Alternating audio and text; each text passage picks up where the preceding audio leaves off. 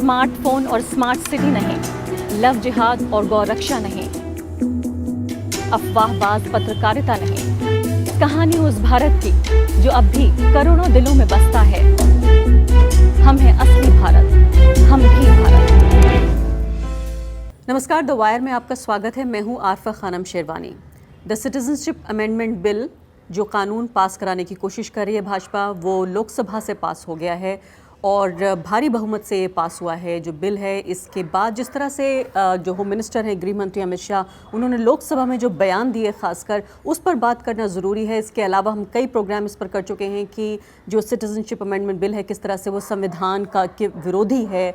न सिर्फ कि वो अल्पसंख्यकों के विरोध में है बल्कि संविधान के विरोध में है, संविधान का जो बेसिक बुनियादी ढांचा है। लेकिन इस पर इस कार्यक्रम में हम बात करने की कोशिश करेंगे कि जिस ग्राउंड्स पर जो बुनियाद बनाने की कोशिश कर रही है भाजपा सरकार, मोदी सरकार, इस पूरे कानून को पास कराने के पीछे वो कितना कमज़ोर है वो ग्राउंड। अमित शाह साहब ने कल कहा लोकसभा में कि कांग्रेस पार्टी अगर बंटवारा नहीं करती देश का धर्म के आधार पर तो ये दिन देखना नहीं पड़ता। यानी कि कमोबेश ये कहने की कोशिश हो रही है कि जो 1947 में जो नाइंसाफ़ी हुई उसका सुधार करने की कोशिश कर रही है मोदी सरकार अब 2019 में। इस बात का क्या जस्टिफिकेशन है, क्या वाकई ये बात मानी जानी चाहिए? और जिस तरह के आंकड़े वो पेश कर रहे हैं कि हिंदुओं की तादाद लगातार घटती जा रही है, मुसलमानों की तादाद बढ़ी है, भारत, बांग्लादेश और इसके अलावा पाकिस्तान का भी जिक्र किया। लेकिन एक बात समझ में ये नहीं आती कि अगर वो ये बात कह भी रहे हैं कि 1947 में जो नाइंसाफ़ी हुई तो उसमें अफ़गानिस्तान को क्यों शामिल कर रहे हैं? अफ़गानिस्तान का भारत के बंटवारे से क्या लेना देना है? इन सब मुद्दों पर हम चर्चा करेंगे कि फ़िलहाल एक पॉलिटिकल रिस्पॉन्स क्या होना चाहिए इस बेहद संविधान विरोधी कानून का, जिसको कि ऐसा लगता है, आशंका ये है कि राज्यसभा में भी पास हो जाना चाहिए। किस तरह से जो सिविल सोसाइटी है, जो ऑपोजिशन है, वो विरोध किस तरह से कर सकते हैं इस कानून को लेकर। मेरे साथ 2-3 खास मेहमान मौजूद हैं स्टूडियो में। हर्षमंदर साहब हैं, कारवान मोहब्बत एक ऑर्गेनाइजेशन है वो चलाते हैं और बाकी तमाम जो कम्युनिटीज़ हैं उनके बीच हारमनी पैदा करने की कोशिश करते हैं और ख़ासकर जो सिटीजनशिप अमेंडमेंट बिल है उसका पुरजोर विरोध कर रहे हैं, एक इंडिविजुअल की हैसियत से भी और एक ऑर्गेनाइजेशन की हैसियत से भी। उनसे हम जानने की कोशिश करेंगे कि जो सिविल सोसाइटी है उसका रिस्पॉन्स किस तरह से होना चाहिए। उमर खालिद हमारे साथ मौजूद हैं। उमर खालिद को ज़ाहिर है किसी इंट्रोडक्शन की ज़रूरत नहीं है, JNU से पढ़े हुए हैं, ये स्टूडेंट लीडर हैं और संविधान जिसे कॉन्स्टिट्यूशनलिज्म कहते हैं उसको लगातार प्रमोट करते रहे हैं। उनसे हम ये जानेंगे कि जो देश का युवा वर्ग है आज, जो इस कानून के विरोध में है, या वो लोग भी जो इसको समझते नहीं हैं, किस तरह से वो आगे बढ़ के इसका विरोध कर सकते हैं। संगीता बरुआ मेरे साथ मौजूद हैं, द वायर की ब्यूरो चीफ हैं और ख़ासकर इस बात को भी समझेंगे संगीता बरुआ से कि जो उत्तर पूर्व के राज्य हैं उनके मद्देनज़र इसको किस तरह से समझना चाहिए। क्योंकि ये भी याद रखिए कि दिल्ली और उस अलग अलग शहरों में जो विरोध प्रदर्शन हो रहे हैं उनकी एक वजह है, लेकिन पूरा उत्तर पूर्व इस वक्त प्रदर्शन की आग में जल रहा है, पूरी तरीके से बर्न हो रहा है। आखिर उसके पीछे क्या अलग वजह है? हर्षमंदर जी, मैं आपके साथ शुरुआत करना चाहती हूँ कि इस पूरे मामले को अगर हम देखने की कोशिश करें तो इसको बताया पहले ही जा रहा था कि जो परसिक्यूटेड माइनॉरिटीज़ हैं हम उनकी भलाई के लिए ये करना चाहते हैं, लेकिन जो बिल है वो तो परसिक्यूटेड शब्द का इस्तेमाल भी नहीं करता है। अमित शाह ने कल कहा कि जो बंटवारे के समय जो नाइंसाफ़ी हुई है हम उसको इंसाफ दिलाने की कोशिश कर रहे हैं। उनकी बात में कोई दम है? नहीं, ये देखिए, ये पूरी तरह से एक बहुत ज़्यादा सांप्रदायिक बंटवारा का बिल है और संविधान के मूल्यों के बिल्कुल विपरीत है। मुझे लगता है कि इस बिल के पास होने के बाद संविधान एक तरह से समाप्त हो गया है और इसके लिए फिर से लड़ना पड़ेगा। लेकिन इसको जस्टिफाई करने के लिए अलग अलग तरीक़ों से ये बात रखते हैं। जैसे आपने कहा कि परसिक्यूटेड शब्द इस्तेमाल ही नहीं हो रहा है, इसका अर्थ क्या होगा?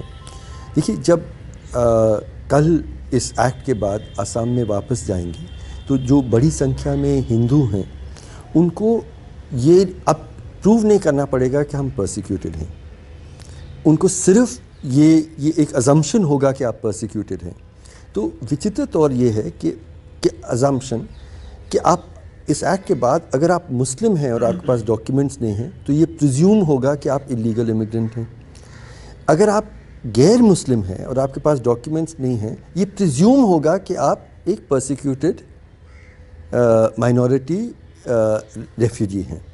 ये बहुत विचित्र है। लेकिन इसी तरह से और मैं सोच रहा था कि ये 11-15 लाख जितने हिंदू हैं जो एनआरसी से छूटे हुए हैं, कल तक वो पुरजोर उस तरीके से यही घोषित कर रहे थे कि हम हिंदुस्तानी हैं। बीते हुए कल, आने वाले कल में, क्योंकि अगर उनको हिंदुस्तानी बनना है तो उनको घोषित करना होगा कि हम बांग्लादेशी हैं।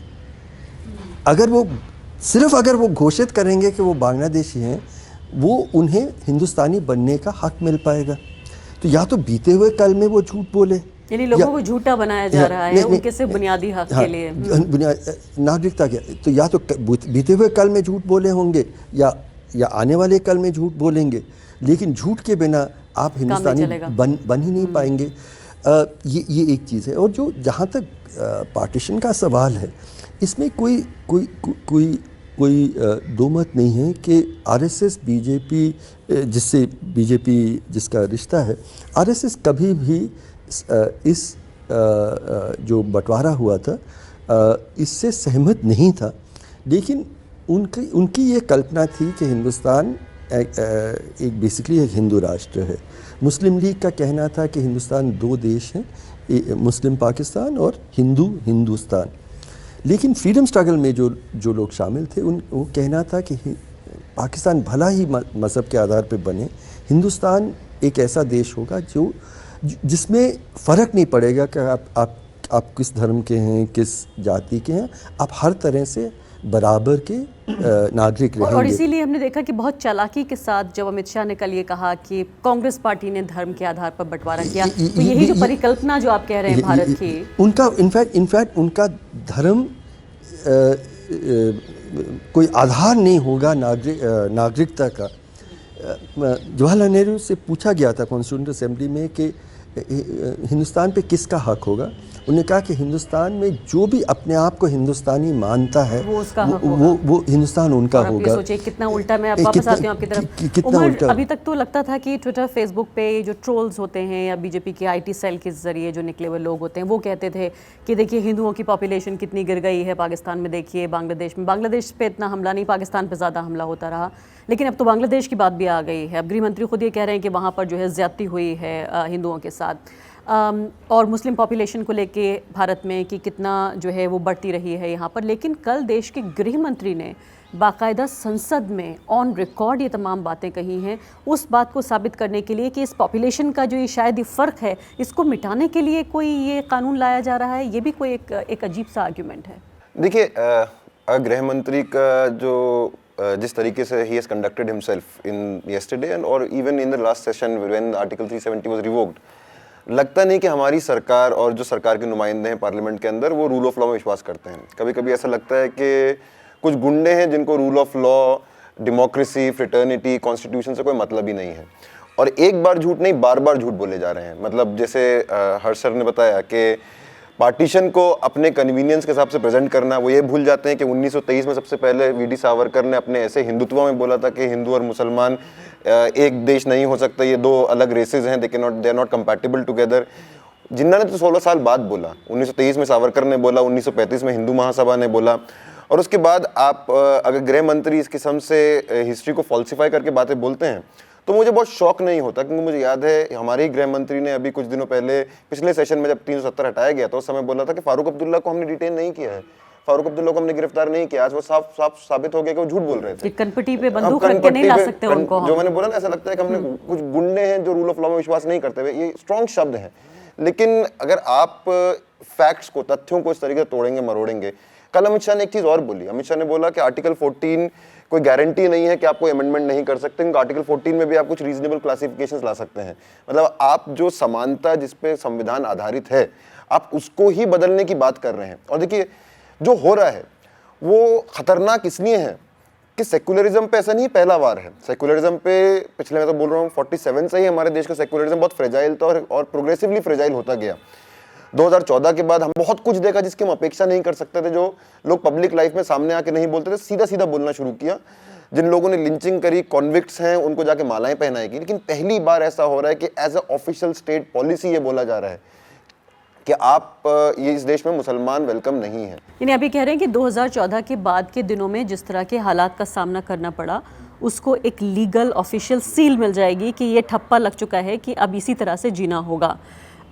संगीता, इन पूरे हालात को अगर हम देखें और अपोजिशन की पॉलिटिक्स समझने की कोशिश करें, क्योंकि हमारी ये बहस ज़ाहिर रेलेवेंट है, हम चाहते हैं कि लोग भी इस पर प्रोटेस्ट करें, क्योंकि इसमें कोई दो राय नहीं है कि मेरी क्या पोजीशन होनी चाहिए इस कानून पर या यहाँ बैठे तीनों मेहमानों की क्या होनी चाहिए।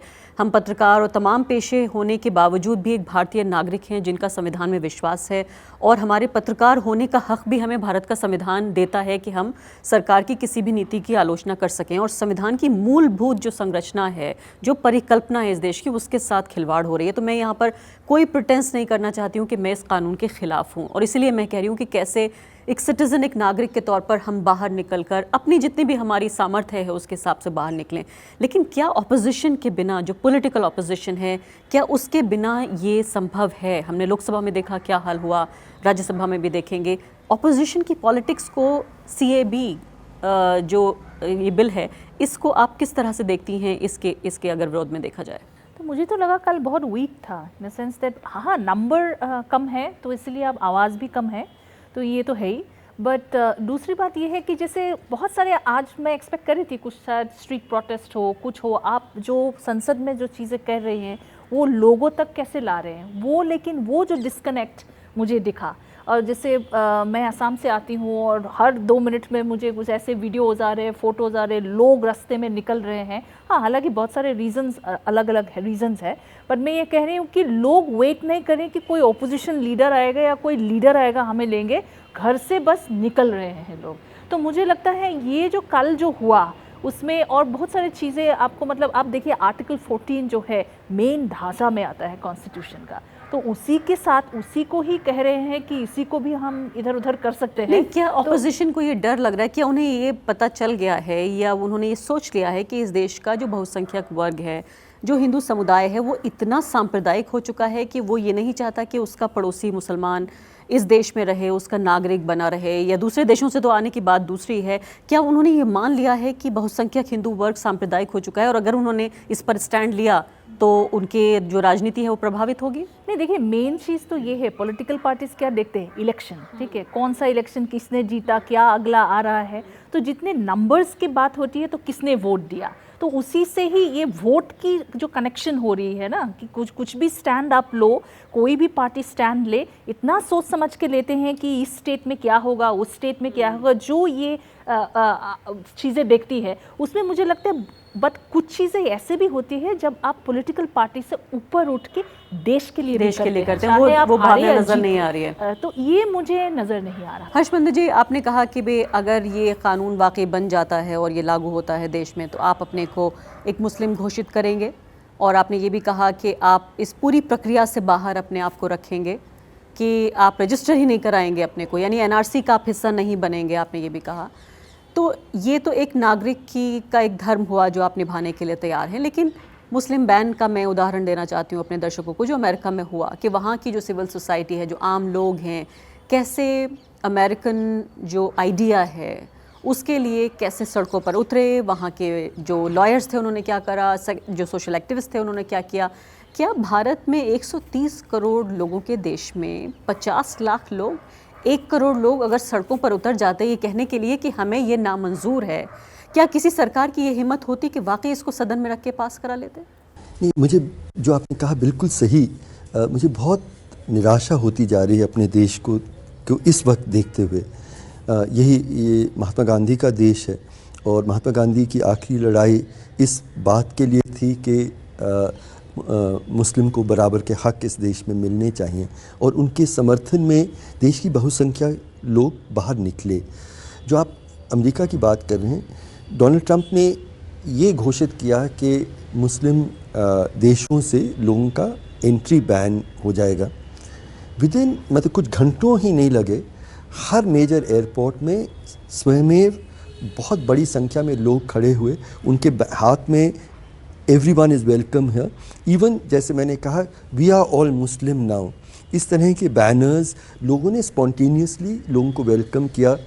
एयरपोर्ट लाउंजेस के अंदर एयरपोर्ट अथॉरिटीज़ ने अनुमति दी, लीगल एड सेल्स, लोग मतलब प्राइवेट कॉरपोरेशन से लॉयर्स आए, उन्होंने लीगल एड दिया जो मुस्लिम लोगों को रोका जा रहा था।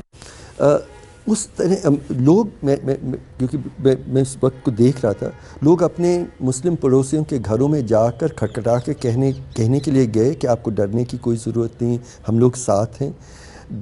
धर्म के जो लीडर्स थे उन्होंने कहा कि जैसे यहूदी लोगों ने, मुझे याद है, ये कहा कि when we said never again, we never said never again only for Jews, never again for any people. किसी भी समुदाय के लोगों के साथ अन्याय हम नहीं होने। हमने न्यूजीलैंड देखा, न्यूजीलैंड में जो प्राइम मिनिस्टर थी, जब वहाँ मस्जिदों में लोगों को मारा गया, जिस तरह से वो अपना सर ढक के और बहुत सम्मान के साथ, संवेदना के साथ उन लोगों के पास गई जिन्होंने वो नुकसान, जिनके परिवार वाले मारे गए थे।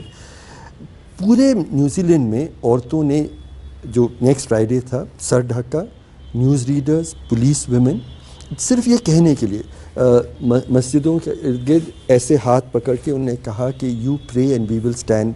वहाँ सिर्फ 1% मुस्लिम पॉपुलेशन है।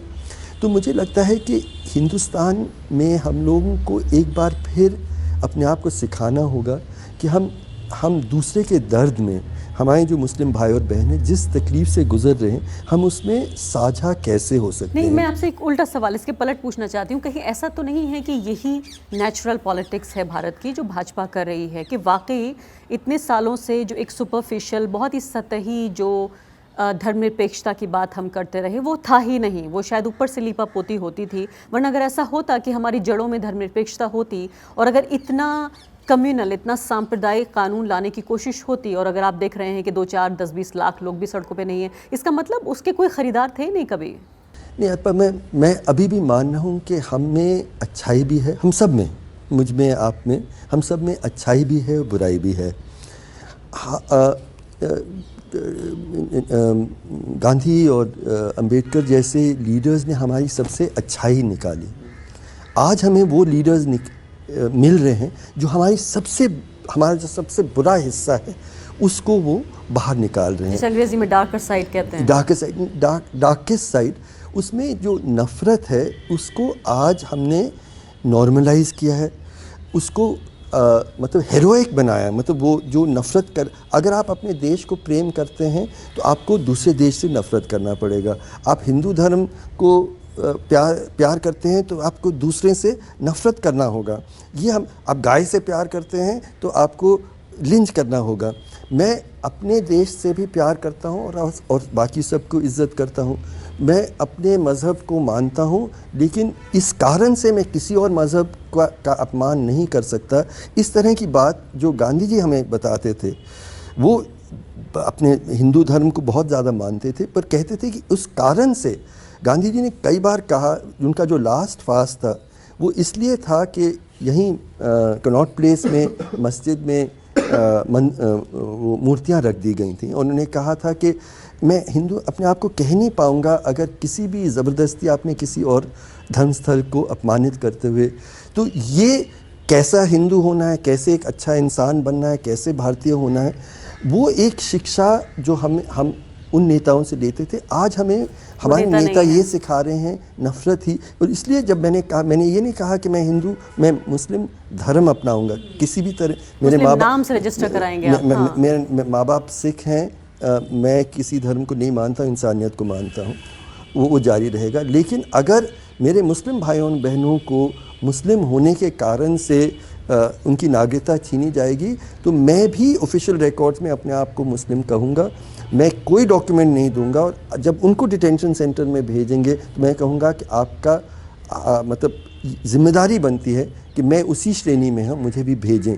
उमर, हम इस पूरे माहौल को अगर समझने की कोशिश करें, मैं सियासत की बात तो समझ रही थी, संगीता से जानने की कोशिश करी थी, एक वक्त के लिए थोड़ा सा हटा देते हैं और ये देखते हैं कि मेन स्ट्रीम मीडिया इसको किस तरह से देख रहा है, so called main stream media, या पब्लिक स्फीयर जो है हमारा, वो इसको किस तरह से देख रहा है।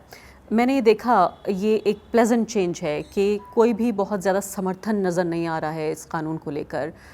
उन चैनलों में भी जिनमें हम ये देखते हैं जो दिन रात सिर्फ बीजेपी का, नरेंद्र मोदी का गुणगान करते हैं, वो भी विरोध प्रदर्शन दिखा रहे हैं। तो एक तरह से एक आम सहमति ये बन रही है कि शायद ये कुछ ज़्यादा ही बुरा है, या शायद ऐसा नहीं होना चाहिए। मतलब ये अलग बात है कि उनका धर्मनिरपेक्षता को लेकर वो कन्विक्शन नहीं है, लेकिन उसके बावजूद भी इस कानून को लेकर ऐसा नहीं है कि बहुत एक आम सहमति है। तो ये कॉन्फिडेंस कहाँ से आ रहा है भाजपा में, नरेंद्र मोदी की सरकार में, कि क्या वोट बैंक पॉलिटिक्स से मैं इसे जुड़ा हुआ नहीं मानती हूँ। आपको क्या लगता है, क्या वजह है कि इस हद तक जाकर ये कानून लाने की कोशिश हो रही है? देखिए, ये सत्ता का अहंकार है। उनके 303 सीटें जो हैं, उनको लगता है कि ये एक सुनहरा मौका है जो 90-95 साल से आरएसएस का कोर एजेंडा है। अगर आज ये जो ग्रेडेड सिटीजनशिप की बात हो रही है कि धर्म के आधार पर नागरिकता की बात हो रही है, अगर आप गोलवालकर को पढ़ेंगे तो आपको बिल्कुल सीधा शब्दों में मिलेगा, जहां वो बोलते हैं कि देश के अल्पसंख्यकों को, खासतौर से मुसलमानों को, दोयम दर्जे का नागरिक, और अगर उनको रहना है तो minority has to live at the mercy of the majority. These are his exact words verbatim. आपने भारतीयता की बात करी, आपने भारत में सेकुलरिज्म की बात करी कि कितनी बुनियाद है। मैं तो भारत को अशफाकुल्ला खान और रामप्रसाद बिस्मिल के लिए याद करता हूँ, और मुझे लगता है कि गोलवालकर के विचारों में भारत का कुछ भारतीयता नहीं है, बिकॉज उनके अपने अल्फाज के हिसाब से वो हिटलर से प्रेरित थे। उन्होंने बोला था जो हिटलर ने नस्ल के आधार पर वहाँ यहूदियों के साथ किया, वो हमको हिंदुस्तान में करना चाहिए। जो आपने बात बोली कि अभी कंसेंसस नहीं दिख रहा है, जो कंसेंसस फॉर एग्जांपल 370 में मेन स्ट्रीम मीडिया में देखा, हाँ, बिल्कुल, या फिर अयोध्या में दिखा, बिल्कुल, वो इसलिए हुआ। और जो पिछले सवाल से सवाल जुड़ा हुआ है कि ऐसा नहीं है कि हमारे देश का सेकुलरिज्म कभी था ही नहीं और अब वो बिल्कुल साफ सामने जाहिर हो रहा है। ये बताने के लिए कि हमारे देश में कभी सेकुलरिज्म था ही नहीं, आज इसमें करोड़ों रुपए खर्च किए जा रहे हैं एक पर्टिकुलर मेजॉरिटेरियन आउटलुक बनाने के लिए। ये नेचुरली नहीं हो रहा है। इसके लिए पूरी प्रोग्राम बनाया जा रहा है, इसके लिए न्यूज़ एंकर्स बैठाए जा रहे हैं। अगर कोई न्यूज़ एंकर उसके खिलाफ बोलता है, उस न्यूज़ एंकर को हटाया जा रहा है और एक मूड बनाया जा रहा है। जब 370 हटा तो 4 साल से 5 साल से एक कश्मीर प्रोजेक्ट वो कर रहे थे पब्लिक स्फेयर में कि हर चीज़ के लिए कश्मीर को डिमोनाइज किया जाए। राम मंदिर के लिए अगर आप मेरे दोस्त हैं रमित, उन्होंने सामने लेकर आए किस तरीके से कि पिछले 5 साल में राम मंदिर में कौन से चैनल में कितने डिबेट हुए हैं, और आप देख लेंगे 70% डिबेट्स इसी मसले पे हुए हैं, अयोध्या के ऊपर। लेकिन ये वाली खिचड़ी वो पका नहीं पाए हैं, और ख़ासतौर से इसलिए भी कि इसके हमारा देश इतना डाइवर्स है कि हमारे देश के अलग अलग हिस्सों से अलग अलग वांटेज पॉइंट से इसका विरोध हो रहा है। जो नॉर्थ ईस्ट में जिस वांटेज पॉइंट से विरोध हो रहा है, दिल्ली में या और शहरों में उस वांटेज पॉइंट से विरोध नहीं हो रहा है। और कुछ एंकर्स वहाँ फंस भी जाते हैं। कुछ एंकर्स जो असम से आते हैं, उनको लगता है कि अगर हम एक पोजीशन ले लेंगे तो वहाँ हमारे उधर क्या हाल होगा, और एक खास एंकर असम वाले तो उनके बारे में तो कहा जाना चाहिए। तो इसीलिए वो ये काम ले रहे हैं। हमको बहुत ज्यादा ये नहीं सोचना चाहिए कंसेंसस आज नहीं है तो कल नहीं होगा। ये एक गोल्डन मोमेंट है, ये एक गोल्डन विंडो है हमारे लिए, एक छोटा सा विंडो है कि अगर अभी हम इस पब्लिक ओपिनियन को शिफ्ट कर पाए तो कर पाएंगे, अदरवाइज वो फिर से इसको शिफ्ट कर लेंगे। बहुत जल्दी बदलने वाला है। वही एंकर्स जो सिटीजनशिप अमेंडमेंट बिल का सो कॉल्ड विरोध कर रहे हैं, वो देखते ही देखते, मैं कल भी देख रहा था, वो इस पे आ गए हैं कि इसको हिंदू मुस्लिम ना बनाया जाए, और जो इसकी मुखालफत कर रहे हैं वो हिंदू मुस्लिम बना रहे हैं। वो ये बात नहीं कर रहे कि इस बिल में मुसलमानों को एक्सक्लूड किया गया है तो अमित शाह और ये सरकार इसको हिंदू मुस्लिम बना रहे हैं। वो ये बोल रहे हैं इसकी मुखालफत करना हिंदू मुस्लिम का विरोध है। तो अभी पब्लिक सेंटिमेंट नहीं है। आपने विरोध की बात करी, मैं बस बताना चाहूँगा कि आने वाले दिनों में इस पर विरोध होने वाला है। स्पॉन्टेनियसली विरोध शुरू हो गए हैं। हमारी कोशिश है कि 19 दिसंबर अशफाकुल्ला खान और रामप्रसाद बिस्मिल का शहादत दिवस है। वही दिन था जब दोनों को अंग्रेजी हुकूमत ने फांसी पर लटका दिया था। सावरकर जैसे लोगों ने और उनके जो फॉलोअर्स थे उस समय भी उन दोनों को बांटने की कोशिश करी थी। उस शहादत दिवस पे देश भर में जितने विरोध प्रदर्शन हो रहे हैं, हम कोशिश करेंगे सबको साथ लेकर आए। 250 शहरों में विरोध प्रदर्शन होंगे इसके खिलाफ।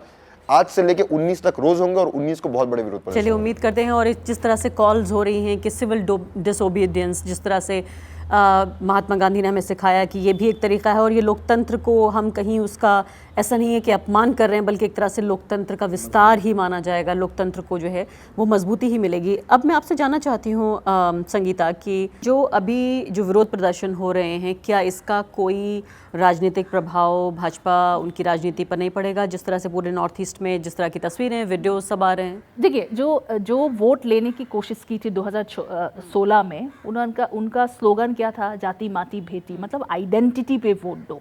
एक दो डर है जो लोगों के, जो इलीगल बांग्लादेशी का जो डर है, उसको उठा के उन्होंने वोट लिया, और कोई उस पे अब ये पीछे जा रहे हैं। तो उसमें मुझे लगता है कहीं ना कहीं इनको इसका पॉलिटिकल एक नुकसान कहीं ना कहीं भुगतना पड़ेगा। बहुत बहुत शुक्रिया आप तीनों मेहमानों का। तो साफ तौर पर जिस तरह से कहा जाए कि भारत का जो बुनियादी ढांचा, भारत की परिकल्पना और 1947 की वो तमाम दर्दनाक यादें जो ऐसा लगता था कि हम एक बंद कोठरी में सब कुछ भूल आए हैं, वो सब कुछ बाहर, वो जिन फिर से बाहर निकल कर आ रहा है। जिस तरह से हर्षमंदर जी कह रहे थे कि जो हमारे अंदर का जो बैठा हुआ शैतान है, जो डार्केस्ट साइड है, जो अंधेरा एक कोना है, जिसको शायद नफ़रत की वजह से जो अंधेरा रहता है उसको हमने बंद करने की कोशिश की, लेकिन तमाम तरह के कानूनों से इसको बाहर वापस लाने की कोशिश की जा रही है। हर भारतीय नागरिक का ये धर्म बनता है, ये फ़र्ज़ बनता है कि आज देश के इस बुनियादी ढांचे को जिस भी कैपेसिटी में जो भी उसकी सामर्थ्य हो उससे बचाने की कोशिश करें। नमस्कार। द वायर के और वीडियोस देखने के लिए सब्सक्राइब करें और बेल आइकन पर क्लिक करें। स्वतंत्र पत्रकारिता की आर्थिक मदद करने के लिए डिस्क्रिप्शन में दिए गए लिंक पर जाएं और अपनी राशि चुनें।